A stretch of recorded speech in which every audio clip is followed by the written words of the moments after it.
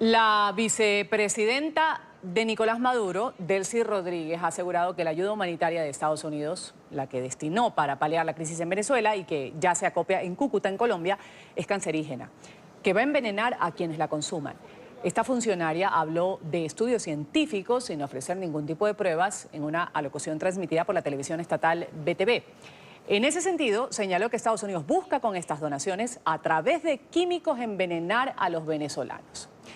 Representantes del gobierno encargado de Juan Guaidó han rechazado estas declaraciones de Rodríguez, aseguran que solo busca sembrar miedo en la población.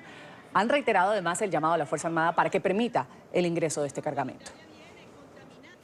Que esa ayuda humanitaria viene contaminada y envenenada, es cancerígena. Así lo han mostrado distintos estudios científicos de esa supuesta comida desechada de los Estados Unidos que busca a través de químicos envenenar a nuestra población. Podríamos decir que son armas biológicas. Esta es la más reciente estrategia del madurismo para justificar su decisión de impedir el ingreso de la ayuda humanitaria a Venezuela. Además de haber sido calificada por el líder del régimen como un show y un camuflaje para una intervención militar de Estados Unidos, ahora la vicepresidenta Delcy Rodríguez insiste en que el envío de medicinas y alimentos proveniente en su mayoría de la Unión Americana está contaminado y podría causar incluso enfermedades degenerativas a quienes los consuman. Este lunes el dirigente Freddy Bernal también señaló que 14 personas habían resultado afectadas al ingerir comida proveniente de los centros de acopio en Cúcuta. Pues resulta que eso que está ahí es basura y nosotros ni somos cerdos ni somos astronautas para comer comida deshidratada. En el pasado, Nicolás Maduro denunció que los enemigos de la revolución le inocularon el cáncer al fallecido presidente Hugo Chávez. Y nosotros no tenemos ninguna duda que los enemigos históricos de nuestra patria buscaron el punto para dañar la salud de nuestro comandante. Desafiando las acciones del régimen que bloqueó el puente Las Tienditas ubicado en la frontera con Colombia y por el que ingresarían los insumos, el presidente interino Juan Guaidó aseguró que el cargamento llegará a la nación el próximo 23 de febrero. Vamos a saludar en Quito, en Ecuador, a Raúl Oleas Chávez. Él es director del Centro Hepatobiliar y Cáncer Center de Ecuador. Gracias por estar con nosotros aquí en la mañana de NTN 24, señor Oleas. Buenos días, muchas gracias. Es un gusto estar con ustedes esta mañana. Igualmente tenerlo aquí. Y la pregunta que le quiero hacer es si es posible que los alimentos puedan ser envenenados y que me explique qué tipo de alimentos estamos hablando cuando hablamos de que se puede o que es posible lo que dice Delcy Rodríguez, alejándonos de lo que está en las bodegas de Cúcuta. Bueno, primero hay que ser muy cautelosos en cuanto a la emisión o aceptar situaciones como esta simplemente por una declaración de personalidades generalmente involucradas en temas políticos, en donde tienen que tomar partido. Entonces pienso que esta aseveración hay que manejarla muy científicamente, muy prácticamente. Si existe una sospecha de que los alimentos que son enviados a Venezuela están contaminados con algún tipo de sustancia independiente, si son cancerígenas o si van a producir un envenenamiento inmediato en la población o un envenenamiento crónico, yo pienso que eso debe ser sometido a análisis, y los análisis químicos y biológicos se realizan en un laboratorio específicamente hecho para eso. Hoy en día se cuentan con estrategias muy simples y rápidas para determinarse utilizando estudios genéticos, el material genético contenido dentro de los alimentos, sean vegetales o sean derivados de animales. Entonces esto se puede fácilmente pues, determinar y descubrir. Según lo que le entiendo, en alimentos que son que han crecido en la tierra, por ejemplo, lo que usted está citando. Ahora sí la pregunta que quiero hacer, y conjugando con esta responsabilidad que se debe tener con la información que se difunde, porque ya ha habido mucha gente que ha salido al paso a estas declaraciones de quien ocupa la vicepresidencia del régimen de Maduro, cuando dicen que está envenenado estos alimentos, diciendo que todo esto se trata de una campaña para sembrar el miedo.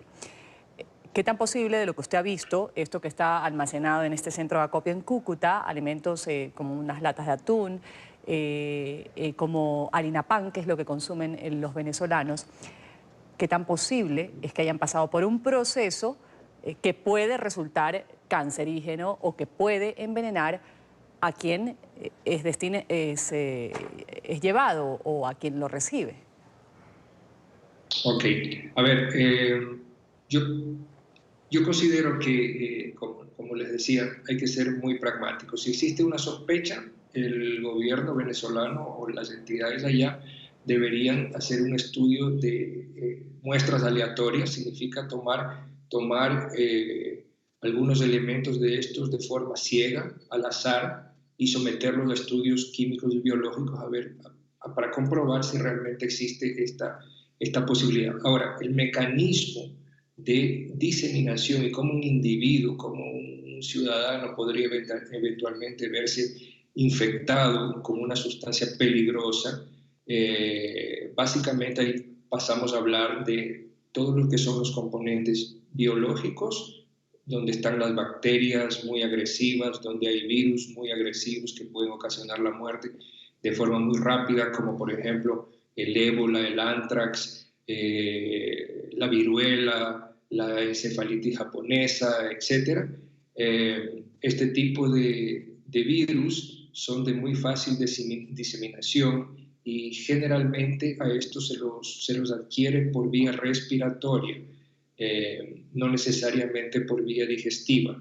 Entonces, eventualmente en estos embarques que se están haciendo, habría que ver si no existe la posibilidad que la gente se vea contaminada por vía respiratoria. Cuando se habla de bioterrorismo, generalmente la forma de utilización más efectiva para afectar a un mayor número de personas y de forma más letal es la vía respiratoria, o sea, utilizando aerosoles. Y eso se ha podido verificar pues, en las últimas décadas en los sitios donde se ha utilizado claramente armas biológicas como las que acabo de decir, o armas químicas como el gas mostaza y ese tipo de cosas que se han usado en otros lados.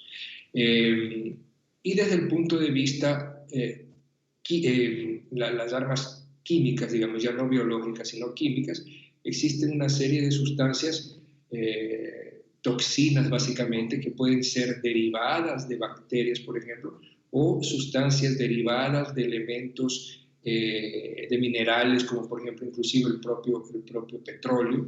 Muchos derivados del petróleo tienen un efecto cancerígeno, pero este efecto no es un efecto inmediato, sino que el individuo tiene que estar en contacto con esta sustancia prolongadamente, permanentemente. No es solamente en un contacto que podría darse la toxicidad de estas sustancias generando en la producción de un tumor finalmente. Justamente la primera fase de asistencia, lo que ha sido enviado a Cúcuta, señor Oleas, esto contiene aceite vegetal, harina, lenteja, está también arroz. USAID ha dicho que hay suficiente cantidad.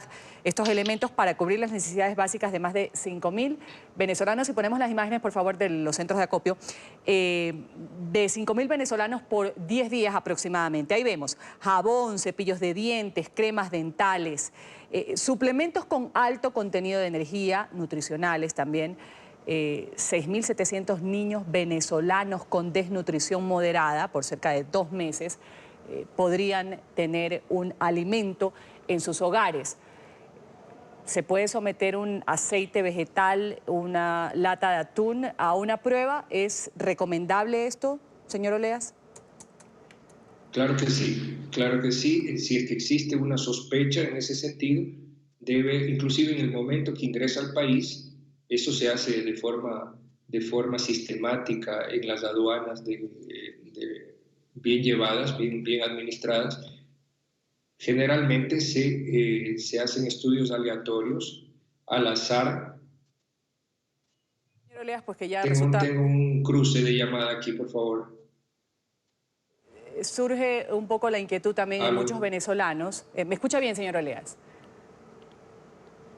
Hola. ¿Aló? Sí, le decía que surge la inquietud de muchos venezolanos, no en solo quienes son seguidores de Juan Guaidó, sino también con lo que sucedió años atrás, que usted también tuvo información, alguna vez dialogamos, sobre lo que decía Nicolás Maduro con respecto al cáncer del presidente Hugo Chávez, que había sido orquestado desde Estados Unidos, que se lo había incubado al mandatario.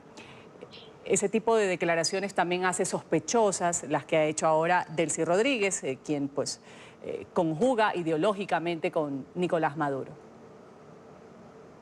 Claro, sí, a mí me parece que son declaraciones muy a la ligera. Obviamente siempre existe la posibilidad de que una autoridad importante sea envenenada de esta manera, pues eso se ha conocido históricamente también. Hay la posibilidad, pero realmente yo pienso que hay que ser muy prácticos, muy pragmáticos en estas cosas. Si es que el tumor que tuvo el presidente Chávez en el momento de su estudio no fue analizado, no se buscó no se buscó eliminar esta posibilidad que fue lanzada a la luz pública, entonces no se puede decir de que realmente eso fue así. Lo que yo sé de fuentes cercanas realmente es que fue un tumor mal manejado en el plano médico al inicio, y a partir de esto pues la enfermedad se diseminó con un poquito más de agresividad. Claro, lo importante aquí es establecer con pruebas, como usted lo dice, con muestras, lo que le decía, lo que usted dice, con muestras, establecer qué tan sustentada está la declaración de Delcy Rodríguez. No es por dudar de sus declaraciones ni por descalificar sus declaraciones, es porque es irresponsable, eso sí, llegar con un mensaje equivocado a una población que se está muriendo de hambre. Vamos a agradecer a Raúl Oleas Chávez, director del Centro Hepatobiliar y de Cáncer en Ecuador. Gracias por haber estado con nosotros aquí en la mañana de NTN 24. Un abrazo, gracias a ustedes. Hasta luego. Hasta luego. Vamos a hablar de una denuncia que se ha presentado en Venezuela. Freddy Superlano, él es diputado opositor al régimen de Maduro, está asegurando que desde el Banco Central de Venezuela estarían planeando vender el oro de la nación a Turquía. En Caracas está nuestro periodista Oliver Fernández ya con este reporte. Oliver, un buen día para ti. Un buen día para ti, Ruth. Saludos desde Caracas. Esta noticia ha encendido nuevamente las alarmas entre los venezolanos. Desde hace mucho tiempo se ha dicho que desde el gobierno de Nicolás Maduro se pretende vender el oro de la nación, y el diputado Freddy Superlano, quien también es presidente de la Comisión de Contraloría de la Asamblea Nacional, ha dicho tener información precisa que Iliana Russo, quien es la presidenta del Banco Central de Venezuela, presuntamente usurpando funciones de la Vicepresidencia de Operaciones Internacionales, estaría a cargo de esta transacción para tratar de venderle el oro venezolano a Turquía. Sin embargo, también ha dicho que los técnicos operarios internacionales, esta transacción se estaría haciendo a espaldas de estos técnicos, y por supuesto el gobierno de Nicolás Maduro también estaría autorizando dicha transacción. Sin embargo, el diputado Freddy Superlano también ha dicho que desde la Comisión de Contraloría de la Asamblea Nacional se realizará una investigación exhaustiva para evitar que se sigan saqueando los activos de la nación, Ruth. Dejemos así.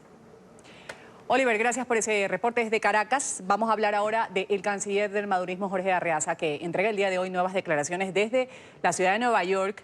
Va a hablar desde la sede general de Naciones Unidas. Esta es su primera intervención. Ha rechazado el despacho de la ayuda humanitaria por parte de los Estados Unidos. Enseguida la noticia con nuestro periodista Alejandro Rincón. Alejandro, un buen día.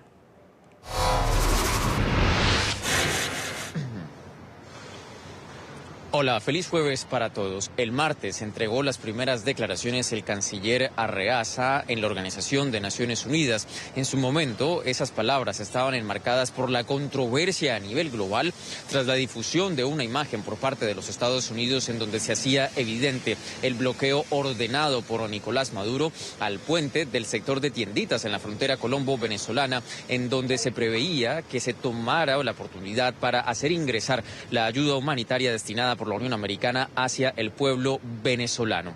En esa circunstancia, Arreaza recibió grandes cuestiones o preguntas de los periodistas internacionales sobre esta entrega de ayuda humanitaria, y esa fue la respuesta que le entregó. Vean. ¿De verdad vamos a estar creyendo que el gobierno que te amenaza con el uso de la fuerza, que te amenaza con una invasión, que te bloquea, que le da órdenes a los demás países para que te acorralen, para que te bloqueen, quiere darte ayuda humanitaria? Pero por favor y por Dios, ¿no? Es que sería la cosa más absurda poder que alguien crea eso, un gobierno hostil que te está matando y luego te quiere dar una galleta. O sea, no puede haber tanto cinismo y tanta hipocresía en ese sentido. En Venezuela no hay una crisis humanitaria. En Venezuela hay una economía bloqueada y asediada, y a pesar de esa circunstancia miren, hemos logrado recuperar niveles de consumo en Venezuela de 1 millón de toneladas al mes en alimentos. Esa fue la hipótesis que defendió el canciller Arreaza. Para hoy se prevé que tenga algún tipo de reacción sobre la visita que adelanta el presidente de Colombia, Iván Duque, a la Unión Americana. En las últimas horas él estuvo reunido con el titular de despacho Oval, Donald Trump, y Venezuela, y la crisis venezolana fue sin duda alguna uno de los temas centrales abordados por ambas partes, de manera tal que es previsible que el canciller del madurismo, Jorge Arreaza, entregue algún tipo de reacción hoy desde la sede general de la ONU.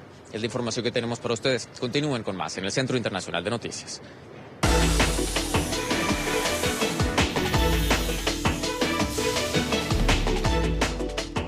Vamos a continuar en Estados Unidos. Lo decíamos hace un momento, y se cumple un año de esta masacre en la escuela de Parkland, en Florida. Este hecho terrible, protagonizado por un exalumno del plantel, hizo que se iniciaran campañas nacionales exigiendo cambios en las leyes de compra de armas, principalmente rifles de largo alcance. La noticia enseguida desde el punto en Florida, en donde se registró este hecho, la matanza de San Valentín, que fue denominada, con nuestra periodista Paola Serna. Paola, adelante, un buen jueves.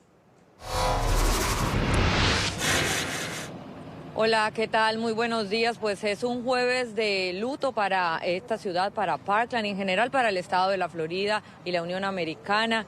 Hoy, hace un año, a las 2:21 de la tarde, Nicholas Cruz, el joven que perpetró esta masacre, ingresaba al plantel educativo donde nos encontramos justo a mi espalda, la escuela Marjory Stoneman Douglas de la ciudad de Parkland. Allí comenzó a realizar este tiroteo indiscriminado en contra de las personas que ahí se encontraban, en contra de sus ex compañeros, en contra de otros estudiantes y personal, empleados, también profesores dentro del edificio 18 ubicado justamente aquí en Stoneman Douglas. Esta ha sido una masacre que conmocionó al país y al mundo. El día de hoy varios eventos se tienen programados. A las 7:40 abrieron las puertas de este plantel educativo. Algunos estudiantes decidieron no venir a clase y realizar sus propias conmemoraciones. Algunos se fueron a la playa para recibir este día de hoy. Hay también oficios religiosos a nivel interno. Las escuelas del distrito de aquí de Broward y de Miami tienen un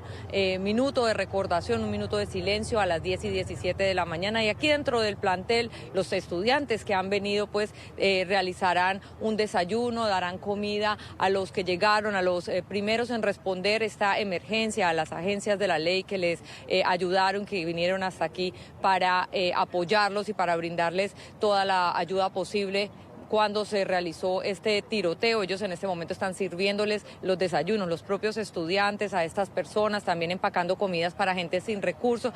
Digamos que dentro de la escuela se van a estar realizando varios homenajes de forma privada. También el día de hoy se ha construido aquí muy cerca de Parkland, en la ciudad de Coral Springs, un templo conmemorativo donde los alumnos y las personas de la ciudad han ido a llevar mensajes para recordar a las 17 víctimas mortales de esta masacre en Parkland. Pero vamos a ver un recuento de lo que fue esta masacre perpetrada el año pasado aquí en la ciudad de Parkland, en el Marjory Stoneman Douglas. Fueron escenas de terror, disparos, gritos y llantos desgarradores de los jóvenes que intentaban salvar sus vidas. Un caos total.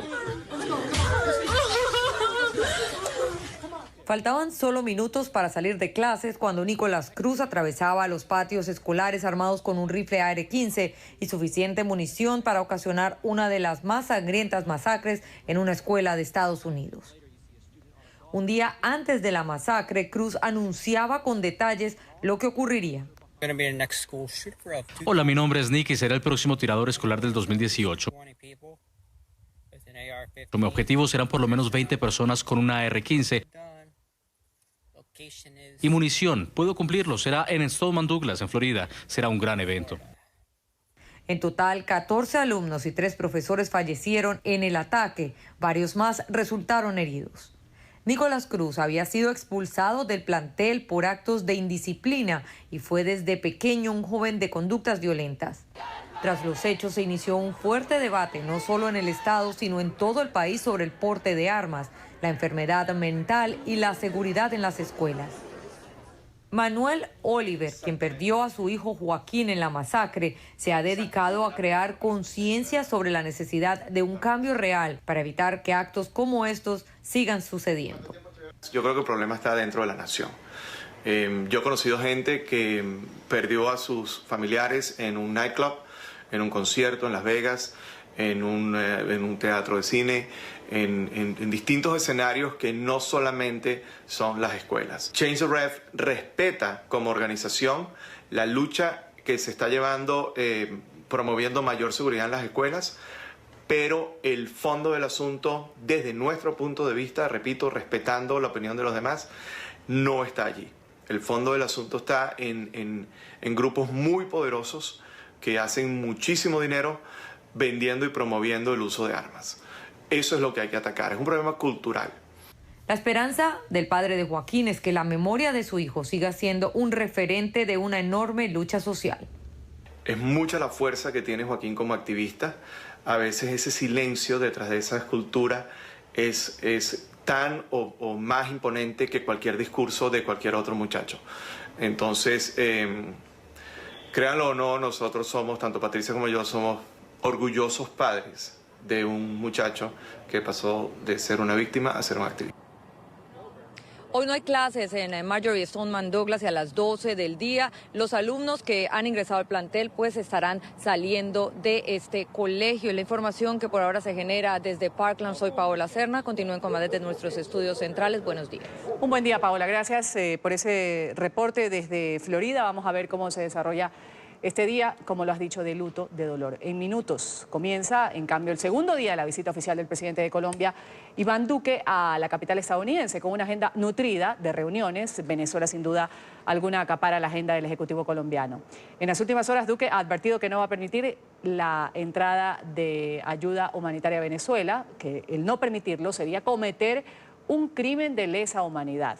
Ya Emiliana Molina, periodista de NTN 24, tiene el informe. Emiliana, un buen jueves para ti. ¿Qué tal, Ruth? Buen jueves para ustedes también. Bueno, aquí estamos precisamente esperando al presidente de Colombia, Iván Duque, en la Cámara de Comercio. Pero el día de ayer, su agenda definitivamente en esta primera visita oficial y su primer día de trabajo, Venezuela acaparó la agenda. Y es que recordemos que Duque ha liderado la presión diplomática, en especial cuando se trata de los países del Grupo de Lima. El día de ayer, preguntados en la oficina Oval, en reunión bilateral, el mandatario estadounidense Donald Trump se le preguntó por periodistas si enviaría las 5.000 tropas a Colombia, después de que vimos la controversial nota por parte de su asesor de seguridad nacional, John Bolton, a lo que este respondió que no habla sobre esto en público y que ya veremos. Por otro lado, también se le preguntó si tenía un plan B si Maduro no sale del poder, y este respondió que tiene un plan A, B, C, D, E y F. Por otro lado, el presidente Iván Duque mantuvo bastante diplomático y también aseguró que si Maduro no permite la entrada de la ayuda humanitaria a Venezuela, esto era como cometer un crimen de lesa humanidad. Creo que Juan Guaidó es muy valiente. Es una situación muy valerosa en la que él está. He estado viendo lo que está pasando en las calles de Venezuela. Entonces, realmente le doy mucho crédito a él. Y creo que va a funcionar bastante bien. ¿Consideraría usted alguna solución militar para Venezuela? Creo que hay varias soluciones para Venezuela, hay varias opciones y las estamos analizando todas.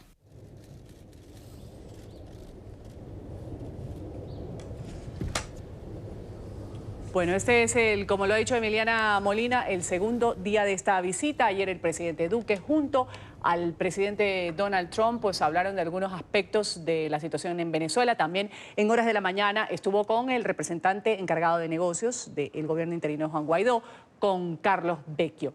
Vamos a escuchar justamente las palabras que dijo en el marco de esta reunión que vemos en pantalla en la Casa Blanca el presidente Donald Trump.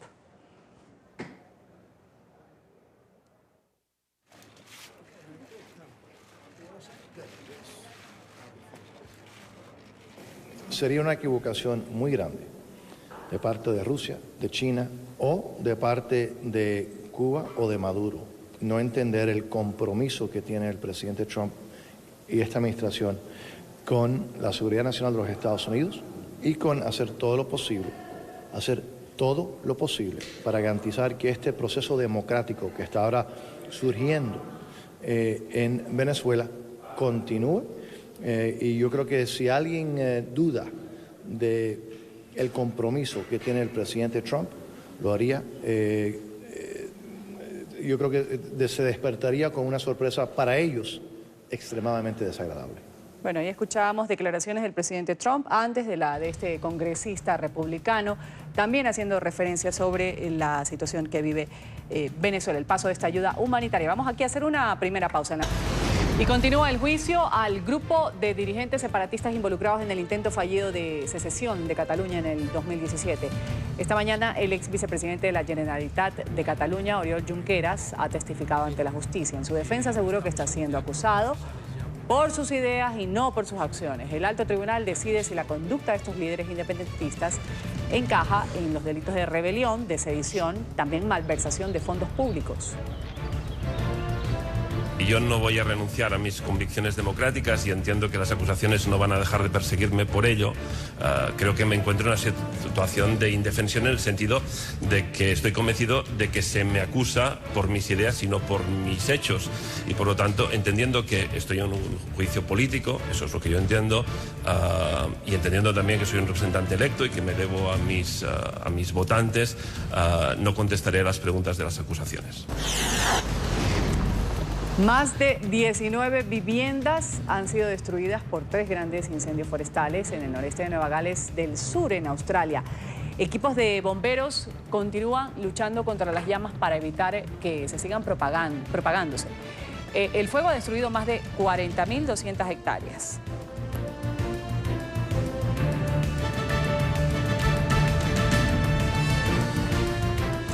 Haití está cumpliendo ya una semana de paralización y protestas violentas que reclaman la renuncia del presidente Jovenel Moïse. Las manifestaciones dejan al menos 7 muertos. Violentos enfrentamientos ocurrieron el miércoles entre las fuerzas del orden y los manifestantes en Puerto Príncipe, la capital de Haití. Al menos una persona murió en el 7º día de protestas que exigen la salida del presidente Jovenel Moïse. Fustigado por haber incumplido sus promesas y agravado la pobreza, el mandatario permanece en silencio.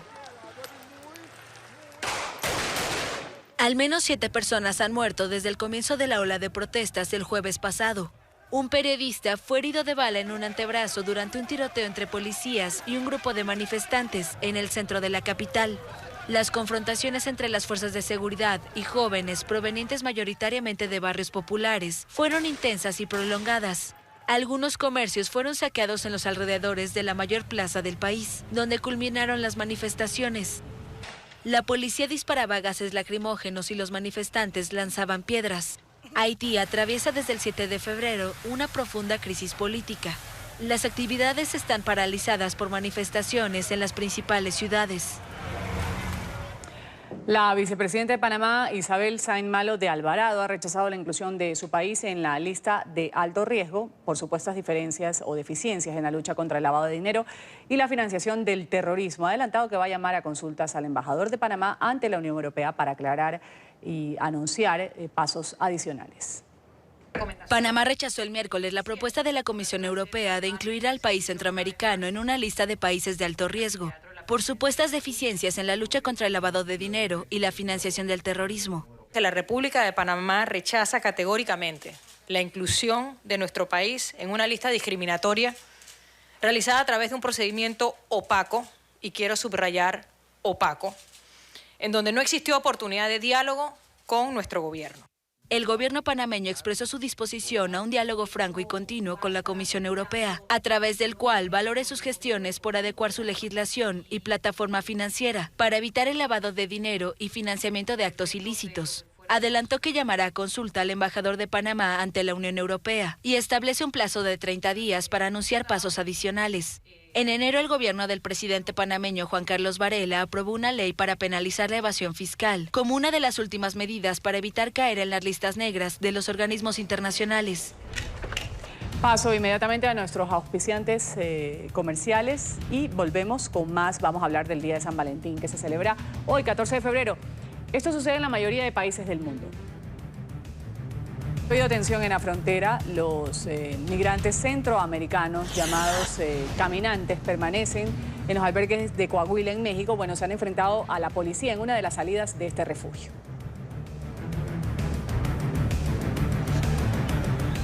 Con sillas, con mesas, han golpeado a los uniformados que intentaban frenar su salida de este sitio. Según testigos, uno de los hondureños denunció que un policía le había robado dinero tras escoltarlo a un cajero.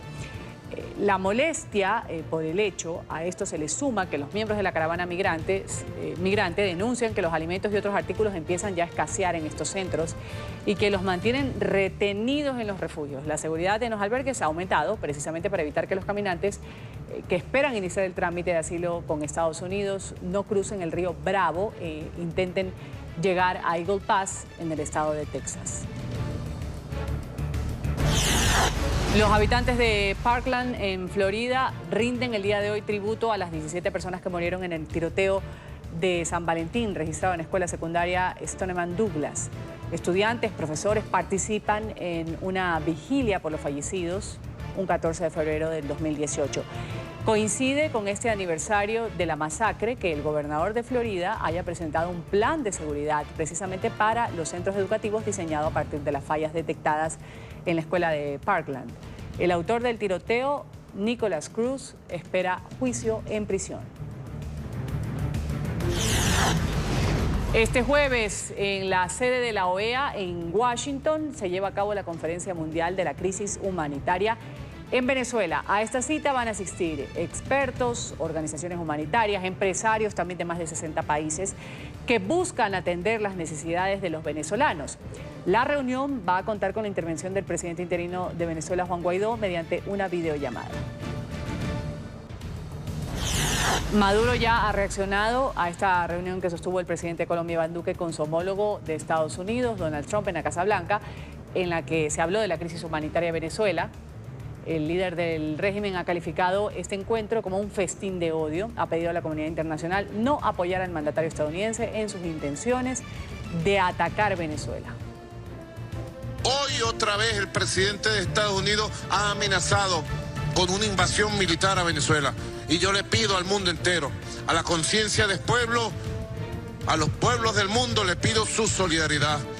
Hoy las declaraciones son ruines de dos personas que se reúnen en vez de hablar de la cocaína que se produce en Colombia y que infecta y destruye a la juventud estadounidense. Donald Trump calla sobre la cocaína y el tráfico de drogas que va de Colombia y solo habla de Venezuela. Haremos respetar a Venezuela en cualquier circunstancia. Deben saberlo el señor emperador Donald Trump. A Venezuela se respeta, tenemos una historia grandiosa. El expresidente de Costa Rica, también Nobel de Paz, Oscar Arias, ha comparecido ante la justicia de su país para enfrentar la denuncia formal que le fue interpuesta por la ex reina de belleza, Yasmín Morales. Esta mujer señaló al exmandatario de haberla agredido sexualmente en el año 2015. La denuncia se suma a otros casos, 6 acusaciones en total de presunto acoso o agresión sexual por parte del renombrado estadista.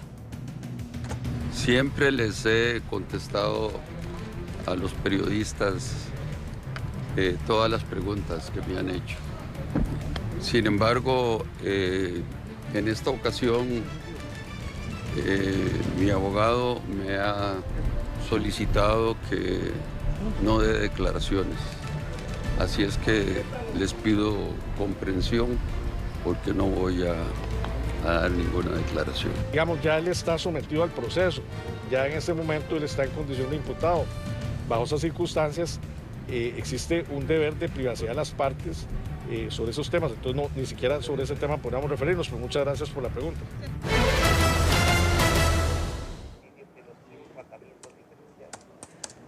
Bueno, y hoy lo decíamos hace un momento, ustedes lo vieron desde tempranas horas cuando se levantaron, vieron la fecha del día, 14 de febrero, una fecha en la que se celebra el amor y también la amistad. En la mayoría de países del mundo la festividad se ha tomado la cultura oriental. Los chinos ya han convertido esta fiesta en una propia cuando viene de Occidente. Inunda el país con regalos en forma de bombones, de flores. También es aprovechado por muchos enamorados para casarse el día de hoy.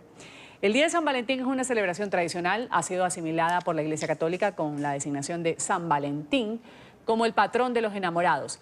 Este es el día en que las parejas de enamorados expresan su amor, su cariño, pero también durante la antigüedad celebraba en Roma una fiesta pagana dedicada a la fertilidad llamada Lupercalia. Pero ¿por qué es considerado este día una oportunidad para enaltecer el amor y la amistad? Enseguida en este reporte lo despejamos. Se celebra el 14 de febrero, onomástico de San Valentín. Su origen se remonta a la época del Imperio Romano. San Valentín era un sacerdote que ejercía en Roma en el siglo III. Celebraba matrimonios para jóvenes, a escondidas del emperador Claudio II, quien había prohibido las nupcias. El emperador lo encarceló. Un oficial quiso ponerlo a prueba. Lo retó a que le devolviese la vista a su hija Julia, que había nacido ciega. Valentín aceptó y le devolvió la vista. La joven Julia, agradecida al santo, plantó un almendro de flores rosadas junto a su tumba. El almendro se convirtió en un símbolo de amor y amistad duradero. El Día de San Valentín fue incluido en el calendario litúrgico tradicional el 14 de febrero del año 494 y fue celebrado por la Iglesia Católica en los siguientes 15 siglos. Pero en 1969, bajo el pontificado de Pablo IV, fue eliminado del calendario. Pero ya era tarde. El festejo se había expandido en el mundo. Los regalos, flores, bombones y otros tipos de demostraciones comenzaron en el siglo XX. Desde allí, el Día de San Valentín se ha convertido en un negocio para los empresarios. Según la Federación Nacional de Comercio de Estados Unidos, los ciudadanos gastarán hoy alrededor de $19.000 millones en tarjetas y otros detalles. Sin embargo, para los enamorados, a quienes no les importa gastar con tal de demostrar su amor, es la oportunidad perfecta de agasajar a su pareja y amigos. Y en esta fecha surgen acciones espontáneas en el nombre del amor. Justamente el Día de San Valentín también es un día en el que los empresarios consiguen hacer millones de dólares en nombre del amor a través de la venta de regalos, chocolates, escapadas románticas, reservas en restaurantes y flores, por supuesto. Estas últimas consiguen especial atención. Preciosas, además, este año el volumen de exportación de rosas plantadas en Ecuador, en mi país, consideradas unas de las más hermosas, ha roto récords con la impresionante venta de 17.000 toneladas a diferentes destinos del mundo. La temporada de San Valentín representa el 30% de las exportaciones del año para el sector floricultor. Solo en esta época las flores ecuatorianas llegan a muchos países. 130 aproximadamente. Vamos a saludar en la capital ecuatoriana a Gino Descalzi, él es vicepresidente de Expo Flores, representante legal de Fiorentina Flowers. Gracias por estar aquí en el Canal de las Américas en NTN 24. Bienvenido. Buenos días, Ruth. Encantado de saludarte a los años. Encantado. Sí, un gusto tenerlo aquí en la mañana para hablar de este regalo tan precioso, significativo, además un 14 de febrero, que implica también mover la economía, fomentar el trabajo en Ecuador. Y empezar preguntando, Gino, ¿por qué es tan linda en realidad la flor ecuatoriana? ¿Qué hace o qué la hace diferente a la de los otros países? Bueno, creo que hay dos factores que son fundamentales. El primero es la situación geográfica del Ecuador. Mientras más alta es la cota de producción de rosas, la calidad de la flor cambia notablemente. En el Ecuador se produce al menos a 2.800 metros y vamos hasta 3.200 metros de altura. Esto hace que el tallo sea más grueso, más largo, el botón más grande, los colores más vívidos y la vida en florero mucho más importante. De otra parte, el sector empresarial ha invertido en tecnología de punta, en hacer que los cultivos sean mucho más eficientes y que todas las condiciones se alineen para tener un producto como el que tú mencionas. ¿A qué se debe que este año se haya dado este volumen de exportación para esta fecha, en San Valentín? Y lo que decíamos, ¿qué significa esto para la economía del país? Bueno, hemos crecido un 7% con relación al año pasado y creo que hay un factor técnico que marca este incremento que yo lo considero un poquito no muy real, si tú quieres. El año pasado las flores, por las condiciones climatológicas, se atrasaron mucho y no salieron a tiempo. Este año, en cambio, no sé en Colombia, pero en el Ecuador tuvimos un invierno tremendamente caluroso y eso hizo que la producción se adelante opuesto al año pasado. Eso muestra este 7% adicional. Bueno, para el Ecuador es importantísimo.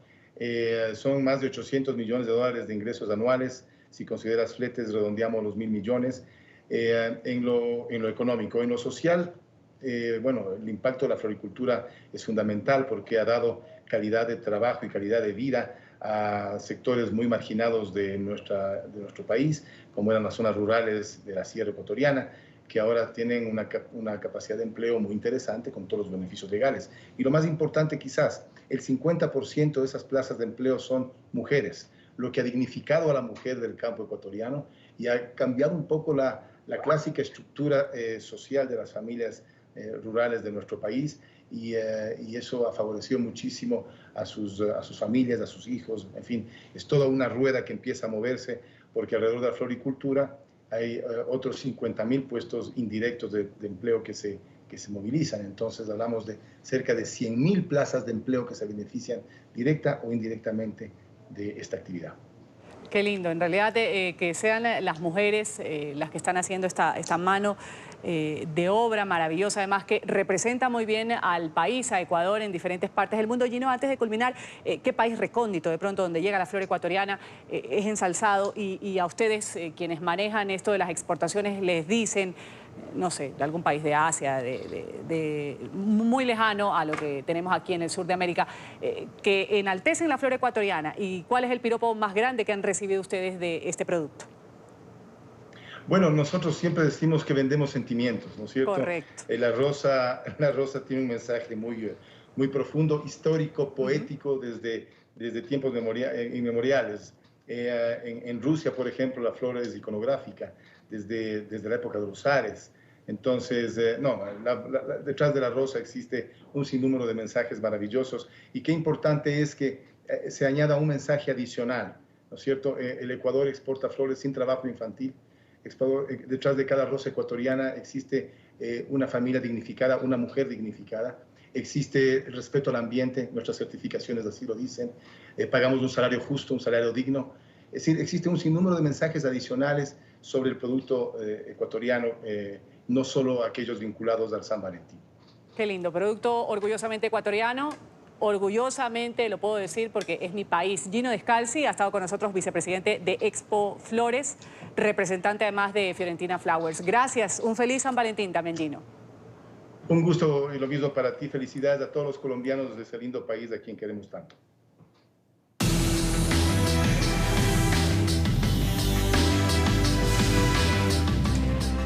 En España continúa la expectativa por el desarrollo del juicio en contra de los líderes independentistas catalanes que han sido acusados de rebelión, de sedición, malversación de fondos públicos también. Hoy ha comenzado el turno de la palabra de los políticos que están acusados. Algunos se niegan a responder las preguntas que le hace el tribunal. Ha sido el ex vicepresidente de Cataluña, Oriol Junqueras, particularmente, quien se ha calificado como un preso político.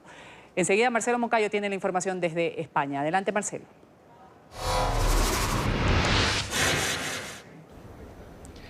Hola, ¿qué tal? Buenos días. Saludos para todos ustedes en la mañana, amigos televidentes. Avanza aquí en el Tribunal Supremo de Justicia de Madrid el juicio en contra de los políticos independentistas catalanes. Este es el tercer día de juicio, pero hoy comienzan las alegaciones. Hoy tendrán los políticos independentistas la oportunidad de empezar a defenderse. Los dos primeros días fueron trámites que realizaron los abogados tanto de la parte acusadora como de la defensa. El turno de palabra comenzó este día con Oriol Junqueras, ex vicepresidente de la Generalitat de Cataluña, para quien está solicitando la Fiscalía 25 años de cárcel. Él es la segunda autoridad o ex autoridad de mayor peso de los que están siendo acusados. El primero es Carles Puigdemont, pero como ustedes saben, el expresidente de la Generalitat se encuentra fugado de la justicia española en Bélgica. En total son 12 los políticos independentistas acusados, de los cuales 9 se encuentran en prisión provisional y 3 de ellos están siguiendo este juicio en libertad provisional. Como lo dijimos, el turno de palabra empezó con Oriol Junqueras, mientras la parte acusadora insiste en que estos políticos independentistas violaron la ley, entre algunas cosas, por haber organizado un referéndum separatista. Yo no voy a renunciar a mis convicciones democráticas y entiendo que las acusaciones no van a dejar de perseguirme por ello.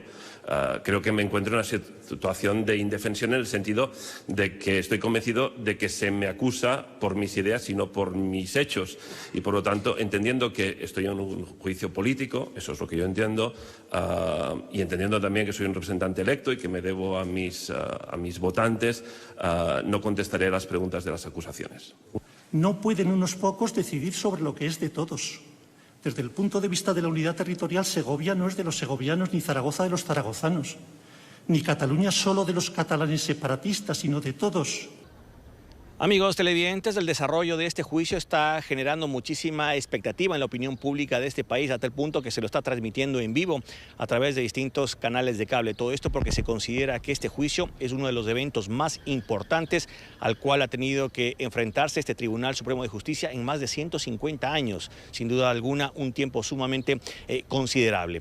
Todo este proceso podría durar, me refiero al juicio, podría durar aproximadamente unos 3 meses y se espera que la sentencia pueda ser ya conocida a mediados del verano, aproximadamente en julio. Pero eso son todavía especulaciones, porque son muchos los testigos que tienen que pasar y también los acusados. Entre algunos testigos, por ejemplo, quizás el más importante de ellos, el expresidente del gobierno español, Mariano Rajoy. Este es el informe, amigos televidentes de la mañana. Sigan ustedes con más desde nuestro Centro Internacional de Noticias. Hasta pronto. Hasta pronto, Marcelo. Gracias por ese reporte desde España. Mientras tanto, en Alemania hay una campaña para salvar a centenares de especies de abejas silvestres. Otros insectos también que están desapareciendo. Esta movilización ciudadana es tan fuerte que el gobierno de la localidad de Baviera va a tener que convocar un referéndum sobre este tema. Araceli Viceconte, periodista de nuestra cadena asociada, cadena aliada a la Deutsche Welle, tiene el tema a esta hora. Adelante, Araceli.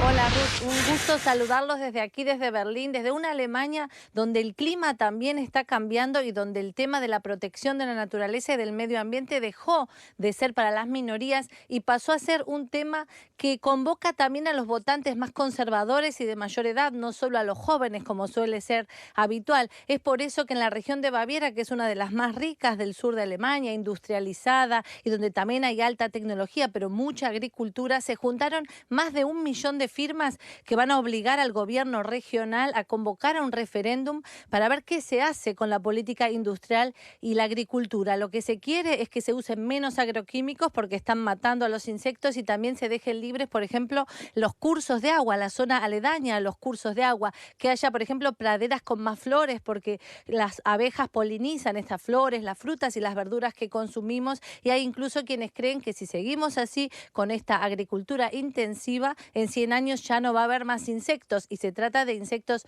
buenos, o sea, va a haber más insectos de los malos como los mosquitos y las cucarachas. Eso es lo que dicen por lo menos los científicos. Esta campaña puede tener repercusiones en la política de Berlín. La canciller Merkel y sus socios socialdemócratas y conservadores ya pusieron de acuerdo que van a tratar de proteger más el clima. Lo que no sabemos es si esta campaña se va a traducir en un movimiento más amplio que llegue también, por ejemplo, a Bruselas, que podría cambiar entonces su política de subsidios y dar más apoyo a aquellos agricultores que respetan la naturaleza.